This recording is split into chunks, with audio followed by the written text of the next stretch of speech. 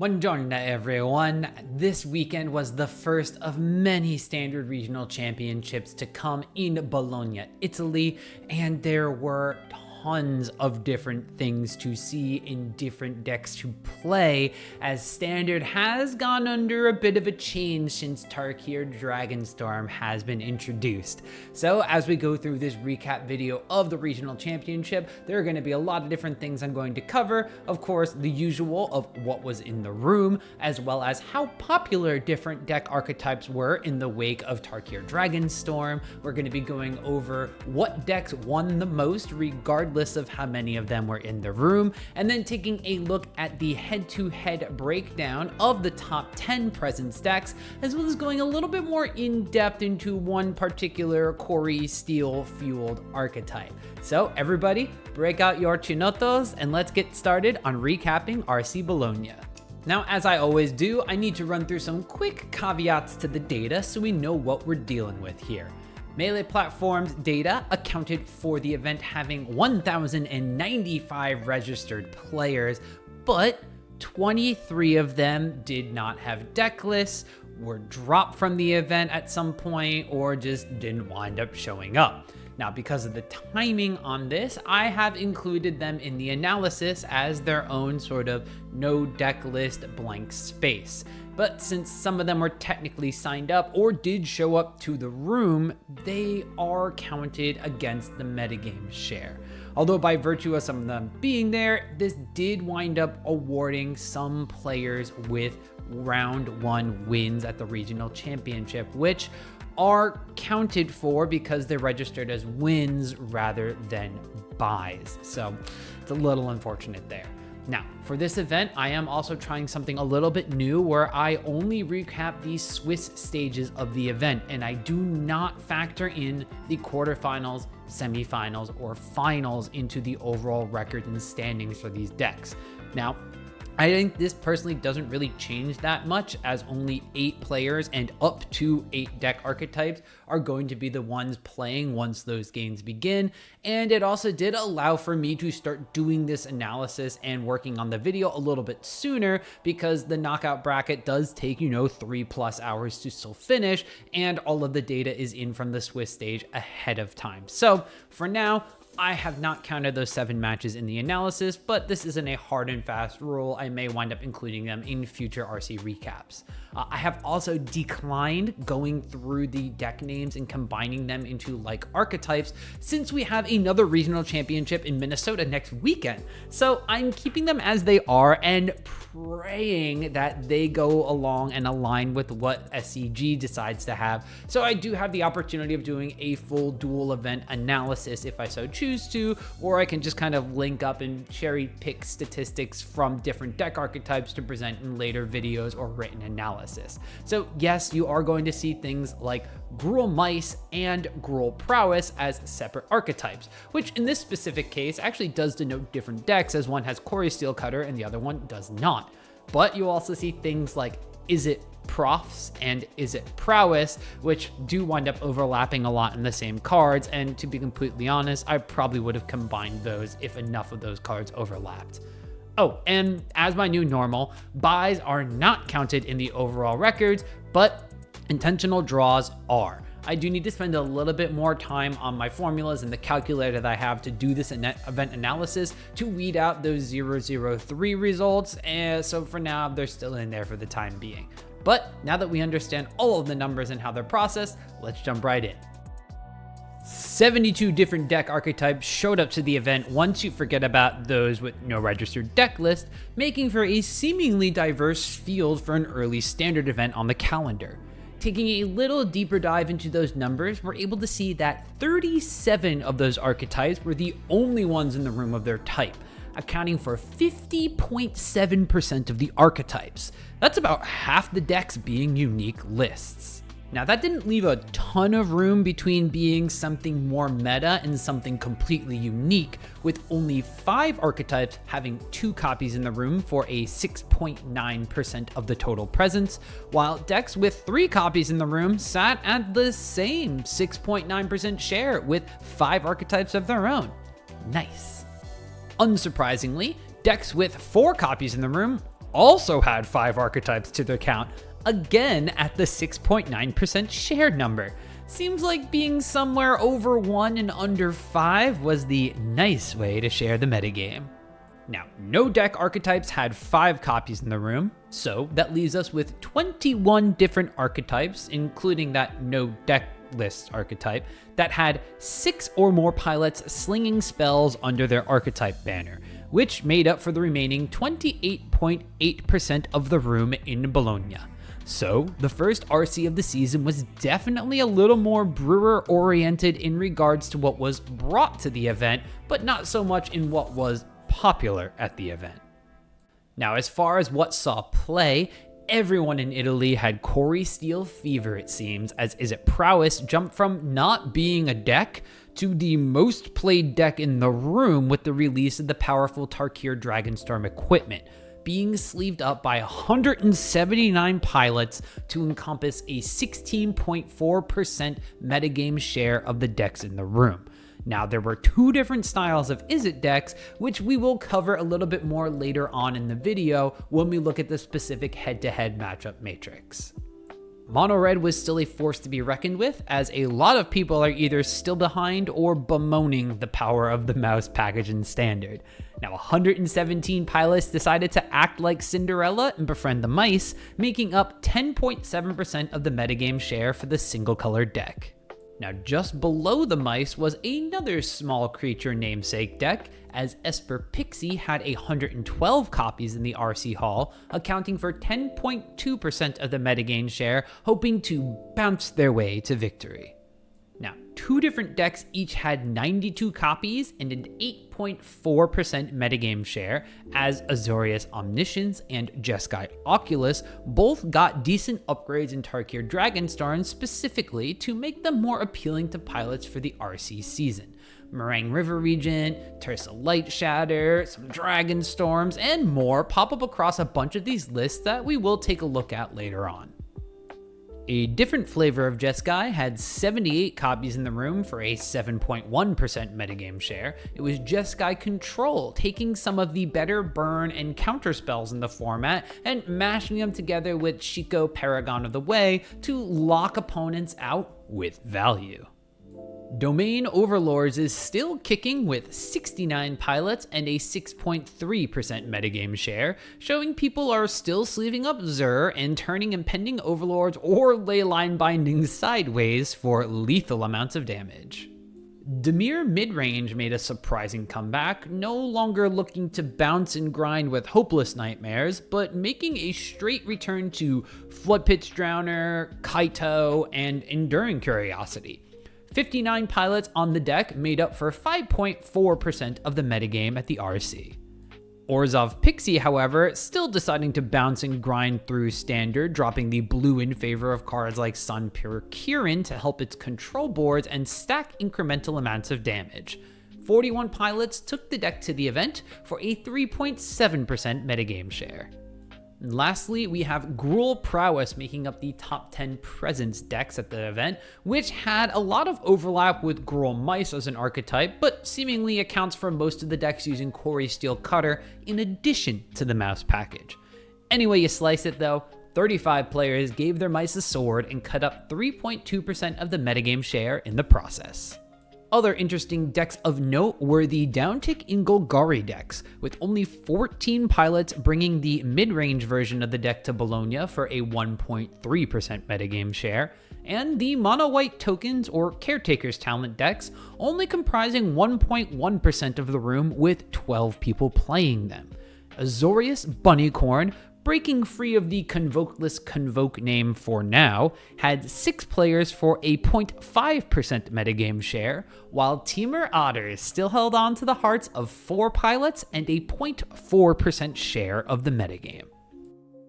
Let's continue our discussion about how many decks were in the room by shifting to look at deck popularity and how different decks compared within these tiers. Now, for those of you that are newer here, popularity is a metric that I've come up with that is used to rank the decks from each event with a letter grade from D tier up through S tier based on where they fall for that event's standard distribution of deck archetypes. Sounds mathy because it does use a little bit of math, but what this looks to show is not only how likely you are to encounter these decks on your own MTGO or RCQ grind, but also take a closer look to see if popular also equates to powerful, or if the decks fell a little bit flat.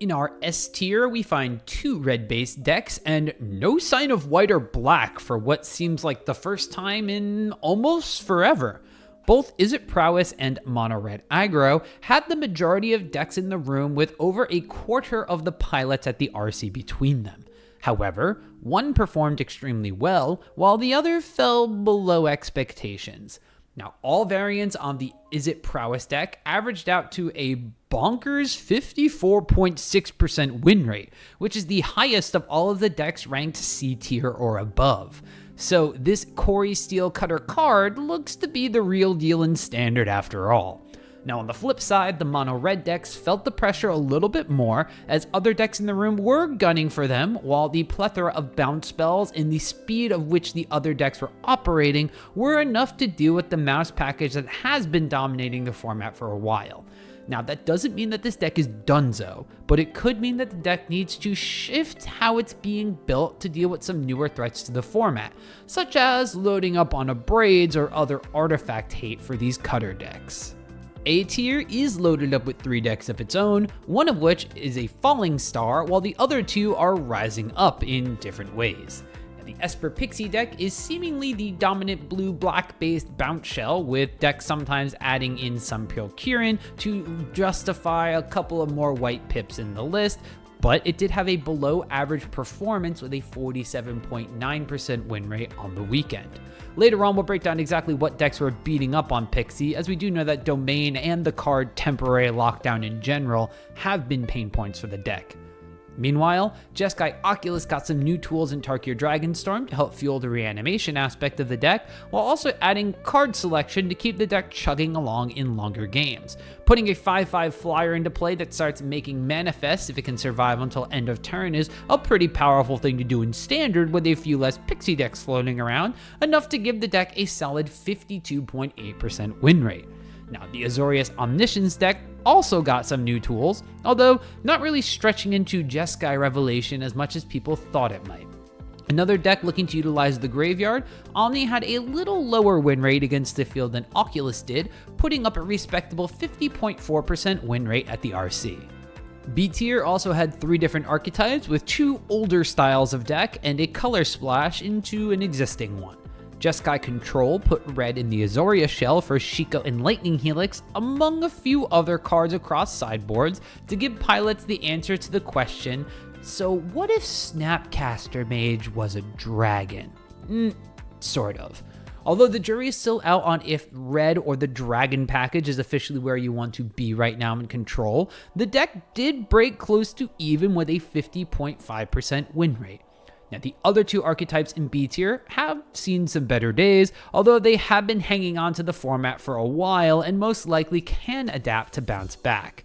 Domain Overlords, which is the go-to temporary lockdown deck in the format, saw less pixies and mice to exterminate at this event and suffered in the win rate column because of it, only putting up a 46.4% win rate on the weekend for the second lowest among C tier or higher decks. Now, Dimir Midrange also fell below the coveted 50% win rate mark, picking up in popularity but not showing up in power level with a 48.3% win rate at the RC. Some of these decks are putting Deep Cavern Bat back in, while others are still sticking to a more proactive tempo-style game plan to some mixed results. C tier has quite a few more lists, including all the pilots that didn't have one. Although it's not important for win rate stats or anything, it is interesting to see that so many players registered and dropped from the event. So much that it would have been a popular archetype all on their own. But with that silliest factor out of the way, there are still 4 other deck archetypes in here with varying levels of results. Orzhov Pixie, the more control style of the Pixie decks, bounced its way up to a larger metagame share, in addition to a very solid 51.4% win rate at the RC, leveling up its game plan thanks to Sun Procurement. Gruul Prowess, on the other hand, using the new Hotness Quarry Steel Cutter, did not perform as well as the mice-only package seemed to have done previously, putting up more pilots than the traditional version, but having a slightly lower 47.6% win rate compared to the even 50-50 of the Gruul Mouse package at this event. Lastly was Azorius Control, the version of Control not using the red splash, the blue-white Control. Azorius's Control. Though it didn't wind up having the number of dragons that the Azorius Splashing Red package did, and it did not have the extra reach of burn spells that the Azorius Splashing Red version did. So this was not what the doctor ordered for this RC specifically, as Azorius's 40.8% win rate was the lowest out of all of these popularity tiered decks. Now that we've gone through what was popular in the room, let's weave our way through all the decks and pick out the ones that did the most winning at the RC, regardless of how many copies were in the room. Now, a quick reminder that sample size does matter, and when looking at these decks, I'm not advocating for them being the strongest decks of the format, just something for brewers and innovators in the format to keep their eyes on. Additionally, this was a 2-day event with the cutoff at 18 match points in order to make the second day, so decks with 5 wins or 1 or more losses did not make that cut, so be wary of that when looking at these lists.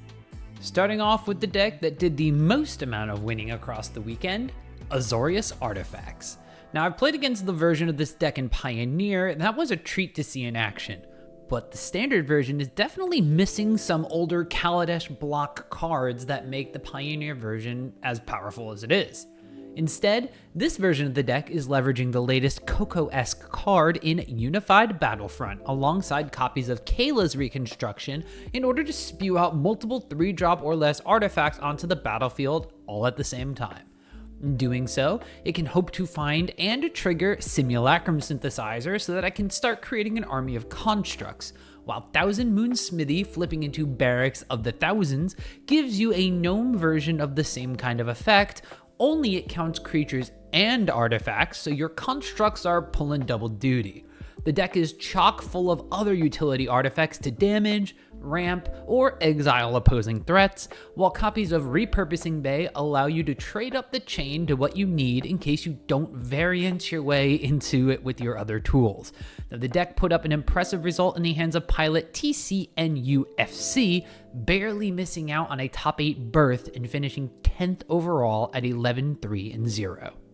There were a lot of decks looking to leverage some combination of Slick Shot, Show Off, Monstrous Rage, and Quarry Steel Cutter this weekend, but when push came to shove, or maybe fling, the OG Rakdos color version was the one with the best performance on the weekend. Using both the Mouse package and the Prowess cards, Rakdos' sole black card in the main deck was the part of Kala's Sellsword that you don't actually want to cast. The deck did spring for some Feed the Swarm in the sideboard as a way to combat some of the enchantments in the format, but otherwise the deck was pretty much mono red, splashing for the finishing move, as the burn together side of Sellsword not only makes Heartfire Hero deal double its death trigger damage, but the casting of the spell triggers Show Off in order to add an additional 2 damage that wasn't there on the initial attack.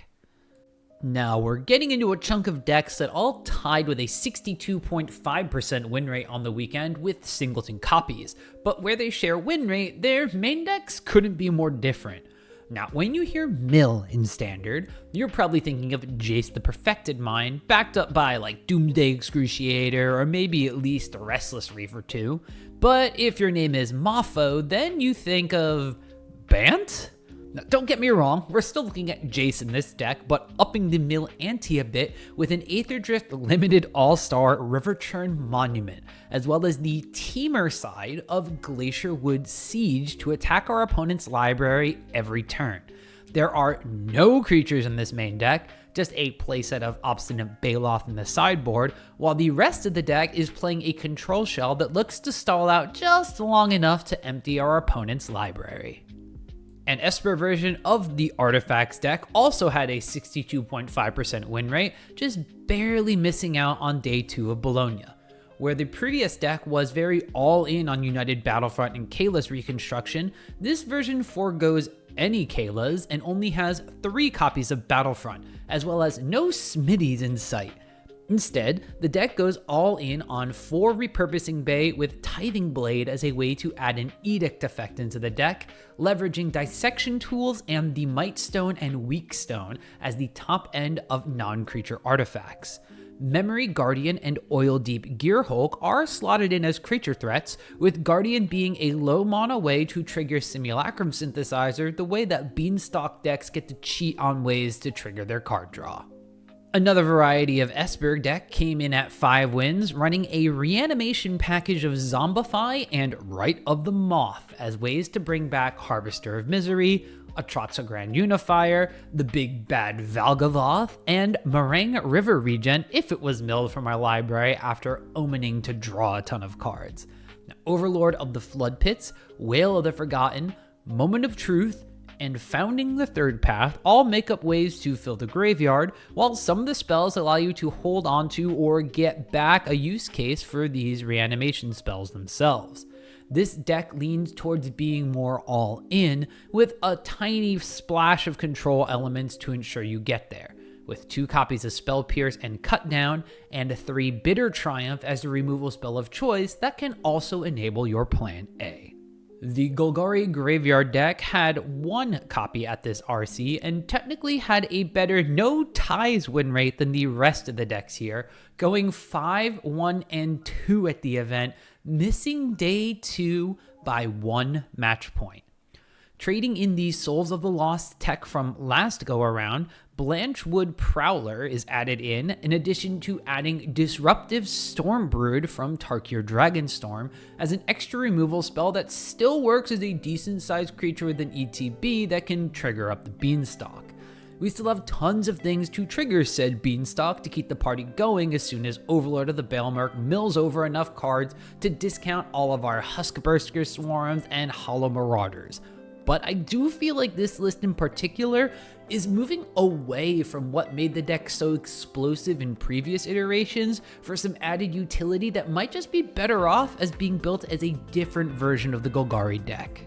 Now, speaking of other versions of Golgari, Golgari Obliterator had the same result in the wins column as its graveyard-based cousin, looking to bushwhack its opponents into oblivion with Obliterator on the battlefield. The deck doesn't have too many changes, although it is running far fewer Preacher of the Schism in this iteration, while it packs a copy of the same Disruptive Stormbrew Petty Revenge that the previous Golgari deck had, and is running 2 copies of the upgraded Naturalize effect Heritage Reclamation from the latest Romp Around the Tarkir Plane.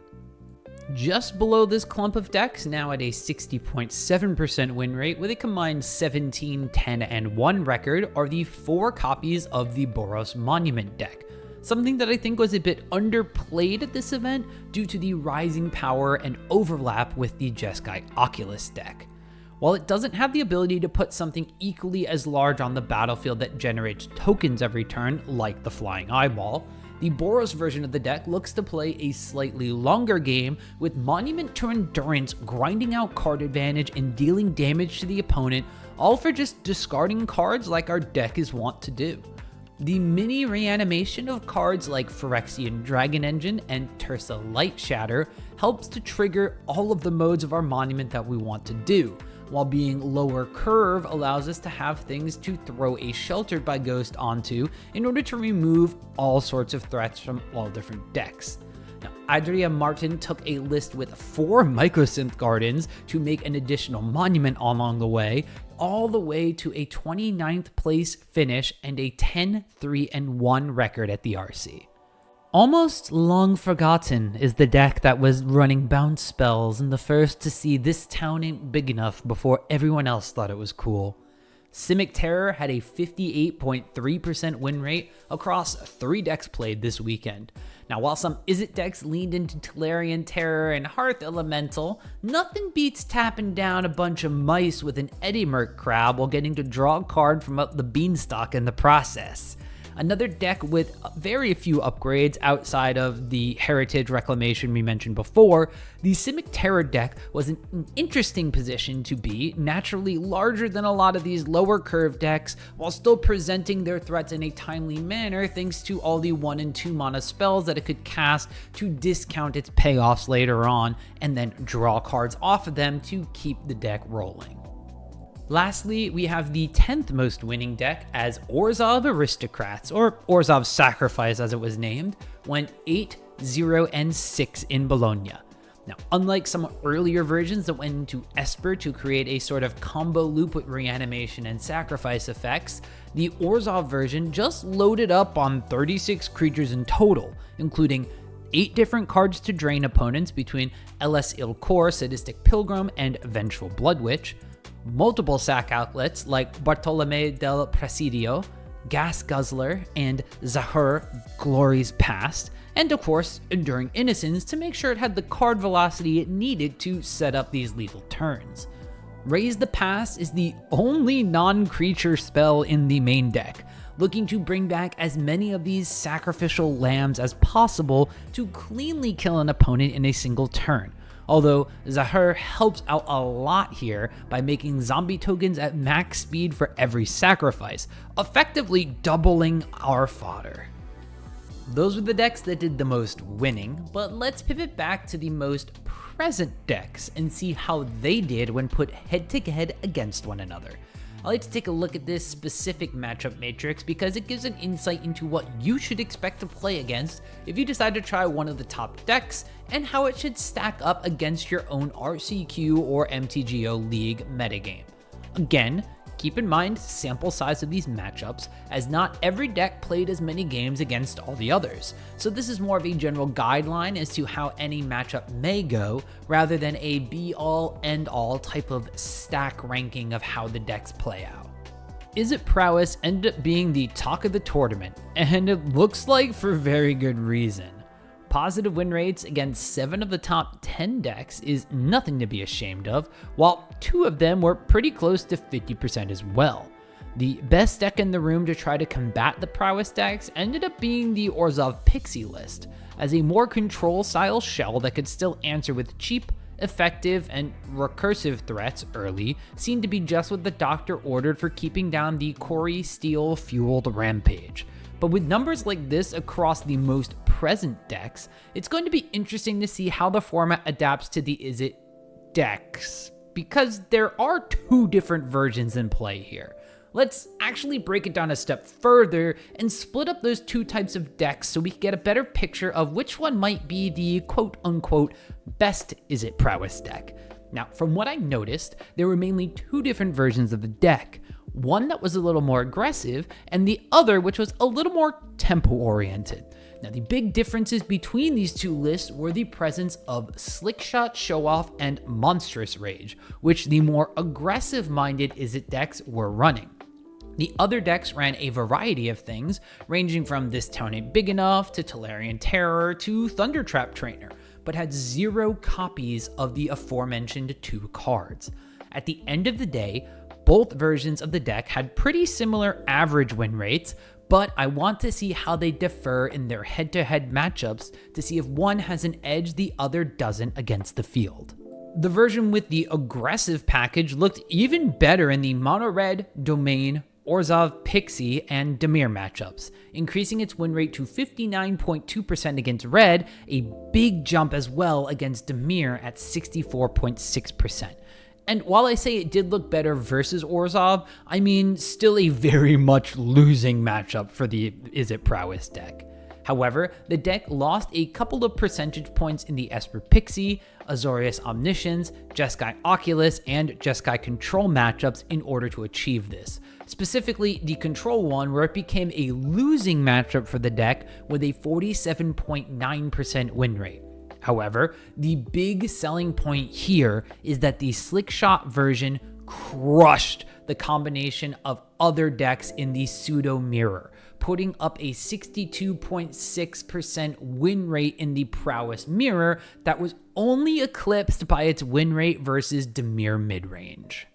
Now, the other version of Izzet Prowess focused more on tempo, did take some hits in the aggressive matches, mainly against Mono Red, where it was still favored, and Gruul, where it became unfavored. But the other top decks in the room, Esper Pixie, Azorius Omniscience, Jeskai Oculus, and Jeskai Control, the tempo style leapt in win rate, gaining 9 percentage points against Esper Pixie, over 7 percentage points against Omniscience, over 9 against Oculus, and more than 13 percentage points against Control. Now, Domain and Dimir did go down in win rate to combat this, most shockingly Dimir that fell 10 percentage points to an even 50-50 matchup, while Orzhov Pixie was even worse for this tempo style of prowess. Now, at the end of the day, the aggressive version seems better into the mirror, where the tempo style seems better if you're expecting the other popular decks in the room, like Oculus and Omniscience, to stick around the top tables. So at the end of the day, it does become a metagame call. If you think Prowess is the best deck in the room, you should probably play the aggressive version. If you think that you're going to see more Oculus, Omniscience, and maybe even Jeskai Control, you should try out the more tempo style decks. Now, swapping back to the top 10 presence decks as a whole rather than their pieces, Mono Red Aggro had an overall dampened weekend, but still found life in specific matchups, mainly those against decks that were slowing down a bit of their game plan. Now, Azorius Omniscience was not a slow deck per se, but did need specific cards in order to combo off, and doesn't always have them before the red decks can have them dead. Likewise, the Jeskai Control and Domain Overlords deck, the latter one in particular, were too slow to combat the mouse package. Now, Dimir Midrange put up decent results despite Kaito not being the best into a face of an army of mice, while Jeskai Oculus and Orzhov Pixie were both thorns in the side of Mono Red, either locking down their threats early or doing something larger, faster, and being able to largely ignore what the red deck was threatening with. Esper Pixie was also a rough deck to try out this weekend across the board, and was equally as hampered by the Oculus decks as the red deck was. A lot more cards with effects the Oculus decks want bounced back to their hands could be a big thing here, as well as a lot of those effects being card draw to give the eyeball deck a better long game plan. Now, Pixie was still soft to the Domain matchup, which is something we've known about for a little while, especially since the last RCQ season, which just ended, while Gruul Prowess was actually more problematic for the deck than the Izzet cousin of the Prowess Matters style. Azorius Omniscience wasn't a bad choice for the weekend overall, but as you can see from this breakdown by matchup, a lot of those percentage points were made up against the lower presence decks, as the combo decks struggled to put up a winning record against the 4 most present decks in the room besides itself. However, the deck had a pretty good win rate into the Jeskai Control decks, despite Control sometimes presenting an issue to some combo shells, while it absolutely smoked the Domain Overlords deck with a 74.4% win rate in 43 total matches played. It also looks like a solid choice into the Orzhov version of Pixie, as their deck doesn't have the greatest tools to deal with the reanimation angle from the Omniscience side. It was a good weekend to be an eyeball deck, as we've already talked about how it performed against the Aggro and Pixie decks, as well as being one of the few decks to have a positive win rate against the onslaught of Izzet Prowess. Oculus was another deck that smashed this weekend, putting up winning records against 8 of the top 10 decks in the format, with the only 2 losing matchups being the 2 decks that start with D, Dimir and Domain. The saving grace to these Oculus decks is that both of these decks did not do well overall on the weekend, them being Dimir and Domain, so they may end up falling out of favor and opening up the metagame to be very Oculus favored, so long as Graveyard Hate doesn't start skyrocketing and become a mainstay. Jeskai Control did not have the same success as its Oculus relative, putting up winning results in only one of the head-to-head matchups against the top 5 archetypes at the RC. It did, however, redeem itself against the bottom 5 archetypes, putting up what is the single highest win rate from all of these top 10 presence decks in the 76.5% win rate head-to-head against the Gruul Prowess deck. However, until the control deck can mimic those results against either Izzet or Mono Red, I don't think this is the version of Jeskai you should be sleeving up at the moment when the Jeskai Oculus deck is literally staring at you. Domain Overlords was very hit or miss over the weekend, with abysmal results against Mono Red and Omniscience, while it did have a slightly above 50% win rate into Izzet and did what it usually does against both flavors of the Pixie decks. As the de facto temporary lockdown deck in the format, the Domain deck still ends up being just a little bit too slow to beat some decks, despite cheating on making its Overlords attack ahead of the curve. On the plus side for Domain, if the metagame sticks to be Pixie, Dimir, Gruul, Izzet, the deck might be worth hanging on to a bit longer as all of those matchups kind of pan out in its favor. Dimir Midrange was not on my radar to be as popular as it was in the traditional form, and much like Domain, had a bit of mixed results. Falling flat to the most played deck in the room in Izzet Prowess, it did have an above average win rate against the second most played deck in Mono Red Aggro, before being on the losing end of the third most played deck in Esper Pixie. So Dimir does have one thing going for it that the other top presence decks do not though, which is the highest win rate amongst them in the head-to-head against Jeskai Oculus, which might be enough to keep Dimir afloat in the metagame if Mono Red also continues to see play after slightly disappointing this weekend. Orzhov Pixie took the more controlling approach to impressive 60+% win rates against the top 2 decks in the room and an above 50% win rate against the third, setting it up for success as it attacked the very top of the iceberg of the metagame. However, the deck fell off a cliff after that, as decks like Omniscience and Oculus just devoured the deck and its grindy game plan up, while Dimir and Domain were difficult matchups that ended up in losses more often than wins. Orzhov Pixie is for sure a metagame call at this point, as a predicted influx of Oculus and Omniscience could make it a bad choice, but a continued presence of Izzet and Mono Red could make it an event-winning deck. Lastly, we have Gruul Prowess, adding green into the mix for Quarry Steel Cutter for things like Questing Druid alongside Hearth Elemental to give a good amount of impulse effects with bodies to the deck. And although it seems like it should be good on paper, the deck didn't smash the top side of the metagame as hard as it would have liked, losing out more often than not to cousin Izzet Prowess and splitting the difference against Mono Red. With a good Pixie and Omniscience matchup, Gruul isn't entirely out of the equation, and it also has some of the easier tools to throw in to combat the Jeskai Oculus deck in the green flying/graveyard hate dual purpose cards. But if control decks like Jeskai and Orzhov Pixie stick around, it's better being blue than green when it comes to Prowess.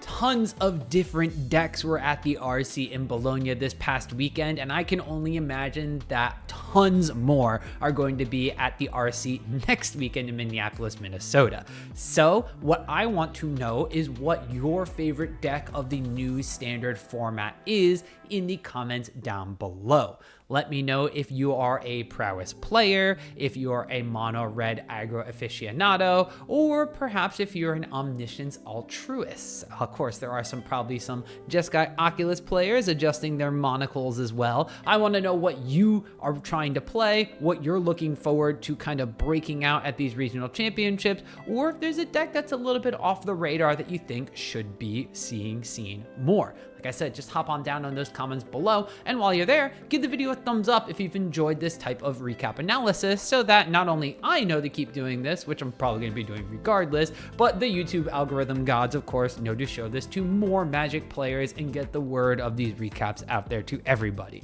Now, speaking of, if you would like to show your support for me, you could consider becoming a member. You can click the join button down below or on the main page of my channel to get access to member benefits such as early access to my content, written analysis and things that I do as member-only posts, as well as Discord access. You have my ear on Discord when I probably should be doing my normal job during the day, as well as giving a little bit of insight into your own deck list and potentially giving you some of your own personal deck techs. So that is something that you can choose to support me monetarily if you've enjoyed this type of content and want to see more of it coming. But if you don't have the wallet to do so, or if you just want to give that subscribe button a quick little tap there, that will show me your support, as well as keep you up to date on all my future deck techs, metagame analysis like this, and just in general, Magic the Gathering content. See you next weekend in Minnesota. Not this soda, Minnesota.